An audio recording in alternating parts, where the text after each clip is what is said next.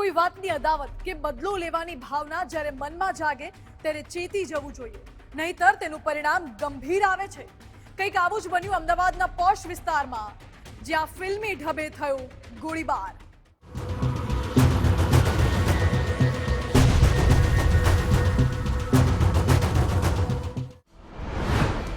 Mega city બન્યું crime city.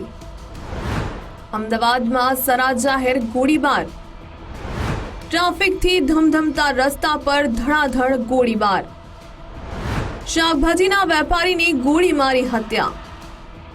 શનિવારની સાંજના સુમારે અમદાવાદનો નહેરુનગર વિસ્તાર ગોળીઓના અવાજથી ગુંજી ઉઠ્યો। નહેરુનગરથી માણેકબાગ રોડ પર શાકભાજીનો વેપાર કરતા વ્યક્તિ પર ફિલ્મી ઢબે ગોળીબાર કરાયો। તેમાં ગંભીર રીતે ઘાયલ થયેલા બદાજી મારવાડી નામના વેપારીનું મોત નિપજ્યું છે। માણેકબાગ પાસે સાંજના 8:30 વાગ્યાની આસપાસ બે શખ્સો બાઇક પર આવ્યા અને વેપારી પર ફાયરિંગ કરી ફરાર થઈ ગયા।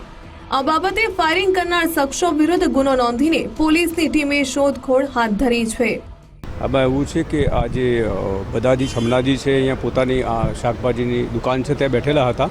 એકાએક એક કિસ્સામાં આવ્યો, એણે આવીને નજીકથી ફાયરિંગ કર્યું છે। આમાં એવું છે કે અત્યારે એ 8 સવારની આસપાસ આ બનાવ બન્યો છે અને એ તાત્કાલિક એકાએક બનાવ બન્યો એટલે અત્યારે ઓળખાણ થઈ નથી, પણ તપાસ ચાલુ છે, ઓળખાઈ જશે।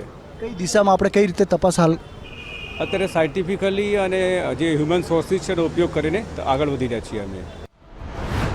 કૌટુંબિક અદાવતમાં શાકભાજીના વેપારીની હત્યા, મૃતક વેપારીના દીકરાના સનસનીખેજ આક્ષેપ।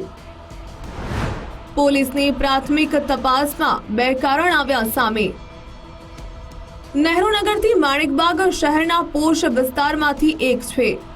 રાત્રે 8 વાગ્યાના સુમારે આ રસ્તા પર લોકોની અવરજવર હોય છે।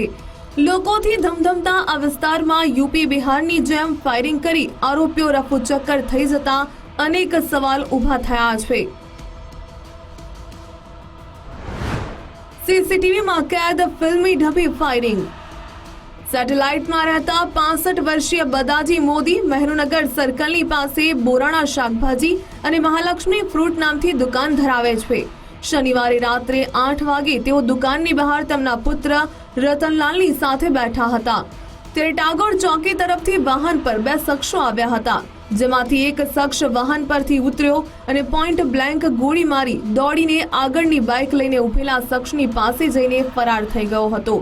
ફાયરિંગ કરી જેમની હત્યા કરવામાં આવી છે તે બદાજીના પુત્રની વાત માનીએ તો પારિવારિક મનદુખ અને અદાવતમાં આ ખૂની ખેલ ખેલાયો છે। બદાજી મારવાડી મૂળ રાજસ્થાનના છે, જે વર્ષોથી માણેકબાગમાં શાકભાજીનો વેપાર કરે છે। બદાજીના ભાઈનું 1 વર્ષ અગાઉ રાજસ્થાનમાં મર્ડર થયું હતું। તે મર્ડરમાં બદાજી અને તેમના પુત્રનો હાથ હોવાની તેમના પરિવારને આશંકા હતી।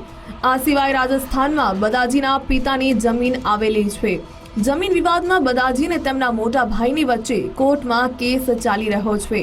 આ બંને કારણોસર મોટા ભાઈના પુત્રોએ બદાજી પર ફાયરિંગ કરાયાનો આરોપ લગાવવામાં આવ્યો છે। 2007માં અમે લોકો અલગ થયા હતા।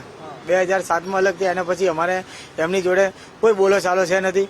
અમે અમારું ધંધો સંભાળતા હતા, એ એમનું કરતા હતા।